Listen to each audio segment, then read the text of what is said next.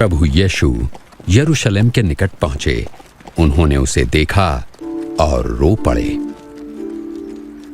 ये मकसद है इन देशों का। और ये बैठक आज दोपहर के वक्त हुई। बैठक में क्या कुछ हुआ ये हम आपको बताने जा रहे हैं। लेकिन 57 मुस्लिम देश एक साथ एकजुट हुए हैं इजराइल पर दबाव बनाने के लिए। आइए अब आपको दिखाने जा रहे हैं हम कि देखिए जरा कि आखिर 57 मुस्लिम देशों की जो बैठक हुई है, इस बैठक में क्या हुआ, इजराइल के खिलाफ कैसे एक मत हुए हैं ये सब। और आखिर अब इनका साफ कहना है कि अब बातचीत से, दबाव बनाने से काम नहीं चलेगा, अब जमीन पर आकर कुछ करना होगा।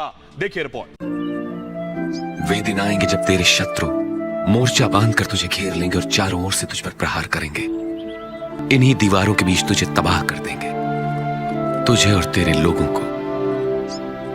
और वो पूरी तरह तेरा सर्वनाश करके रहेंगे, क्योंकि तूने अपने अनुग्रह के समय को नहीं पहचाना। मेरे मसीह भाई बहनों, जैसा कि यीशु मसीह ने अपने वचन में कहा कि वे दिन आएंगे कि तेरे शत्रु मोर्चा बांध के तुझ पर प्रहार करेंगे और चारों तरफ से तुझे घेर लेंगे। मेरे मसीह भाई बहनों, यीशु मसीह ने ये वचन कब कहा था? जब यरूशलेम की ओर बढ़े थे और यरूशलेम की मंदिर को देखकर उन्होंने रोए, और ये भविष्यवाणी था। जी हाँ मेरे मसीह भाई बहनों, क्या आप जानते हैं कि यह भविष्यवाणी अब ये पूरा हो रहा है? आइए आगे और वीडियो में देखिए। 57 मुस्लिम देशों की मोर्चाबंदी, इजराइल की घेराबंदी का प्लान। वे दिन आएंगे जब तेरे शत्रु मोर्चा बांधकर तुझे घेर लेंगे और चारों ओर से तुझ पर प्रहार करेंगे। इजराइल की घेराबंदी का प्लान। इजराइल को रोक पाएंगे मुस्लिम देश। मेरे मसीह भाई बहनों, इजराइल का राजधानी यरूशलेम है। मेरे मसीह भाई बहनों, इस वीडियो को पूरा देखिएगा, वीडियो को स्किप मत कीजिएगा। वीडियो बहुत ही इम्पोर्टेंट है आपके लिए।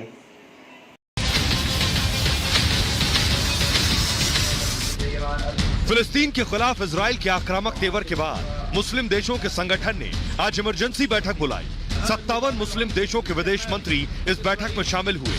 बैठक में यरूशलेम में अल-अक्सा मस्जिद में हुई हिंसा और फिलिस्तीन में इजराइल आक्रामकता को लेकर चर्चा हुई। सऊदी अरब और तुर्की जैसे देशों के बयान बेहद तल्ख रहे। सऊदी अरब ने दुनिया के देशों से अपील की कि वो जल्द इजराइल की कार्रवाई पर रोक लगाए। वहीं तुर्की ने बैठक में इजराइल का समर्थन करने वालों पर जमकर निशाना साधा। तुर्की के राष्ट्रपति ने पहले भी रूस के राष्ट्रपति पुतिन से इजराइल के खिलाफ कार्रवाई की मांग की थी। साफ तौर पर इस बैठक में इजराइल को घेरने का प्लान बनाया गया। इजराइल पर दबाव डालने की कोशिश हुई। दरअसल 57 मुस्लिम देशों के संगठन ऑर्गेनाइजेशन ऑफ इस्लामिक कोऑपरेशन यानी OIC इजराइल को घेरने के लिए कसमसा रहा था। इजराइल के खिलाफ मुस्लिम देशों ने अंतर्राष्ट्रीय समर्थन जुटाने की कोशिश भी तेज कर दी है। इसके लिए तुर्की और सऊदी अरब जैसे मुल्कों ने तमाम मुस्लिम देशों से एकजुटता की अपील भी की है।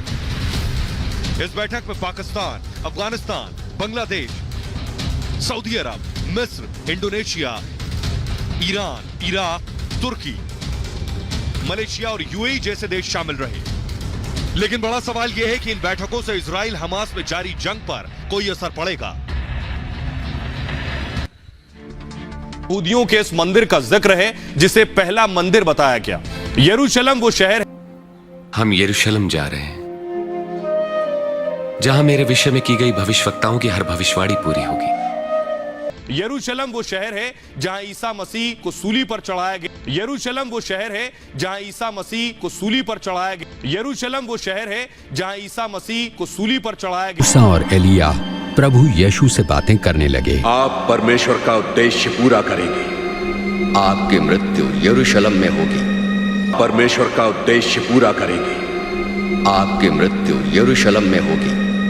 और माना जाता है कि यरूशलेम से ही एक दिन ईसा मसीह दोबारा इस जमीन पर कदम रखेंगे।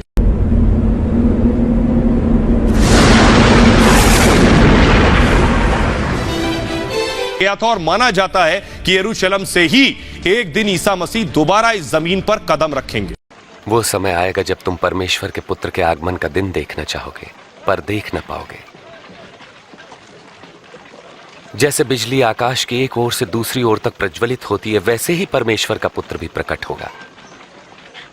परंतु पहले उसे बहुत दुख उठाना होगा और इस युग के लोग उसका तिरस्कार करेंगे।